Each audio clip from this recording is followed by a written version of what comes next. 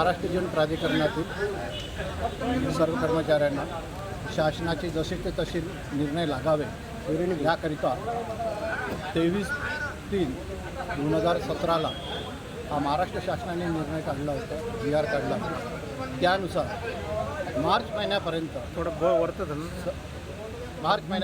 सर्वांना सुरळीत पगार आणि पेन्शन सुरू होते.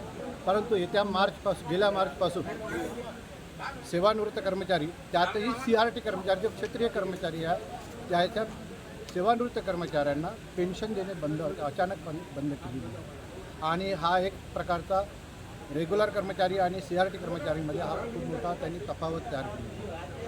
आतापर्यंत सगळं काही सुरळीत होतं, ज्या नियमाने सुरळीत होतं त्याच नियमाने समोरही चालवायला पाहिजे होतं. परंतु हे बसलेले वित्त विभागात बसलेले अधिकारी यांनी आपलं डोकं वापरून एक कुठला तरी धचा म केला आणि त्या धचा म करून एका सेवानिवृत्त कर्मचाऱ्यांना आता या वयाच्या 58व्या वर्षामध्ये कोणी 80 वर्षाचा झालेला आहे, 85 वर्षाचा आहे, ज्या ठिकाणी पैशाची सक्त आवश्यकता आहे त्यांना त्यांची दैनंदिनी करण्याकरता, त्यांना आजारपणाला पैसे लागण्याकरता अशा स्थितीमध्ये त्यांची पेन्शन मागील 3 महिन्यापासून बंद केली.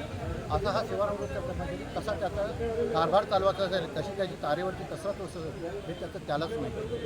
त्यानंतर सोबतच त्याने कुठल्याही प्रकारचे वरचे दिलेले जे भत्ते आहेत, जसं की 80 वर्षाच्या नंतर लागणारे जे भत्ते आहेत सेवानिवृत्तीला, ते सुद्धा त्यांनी उठवण्यात आलेले आहेत.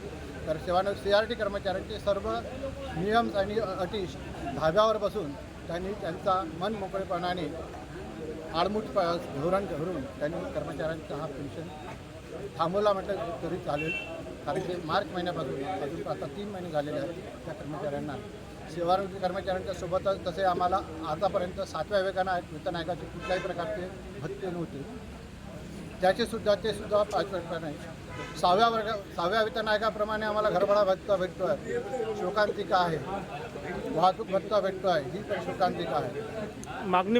नेमकी मागणी काय प्रशासनाला? पहिली एकमुखी मागणी आहे की सेवानिवृत्त कर्मचारी CRT सेवानिवृत्त कर्मचाऱ्यांना शासनाच्या तिजोरीतून जसे तुम्ही रेग्युलरच्या लोकांना देता तसेच 23/3/2017च्या GR प्रमाणे आम्हाला सेवा लागू करण्यात यावी. हे मान्यता न झाल्यास पुढचं पाऊल काय राहणार? आता हा आजचा हा सर्व प्रादेशिक कार्यालयामध्ये आणि प्रत्येक जिल्ह्याच्या कार्यालयामध्ये आम्ही हा आजचा भोजन अवकाशामध्ये आम्ही निदर्शने ठेवलेले आहेत.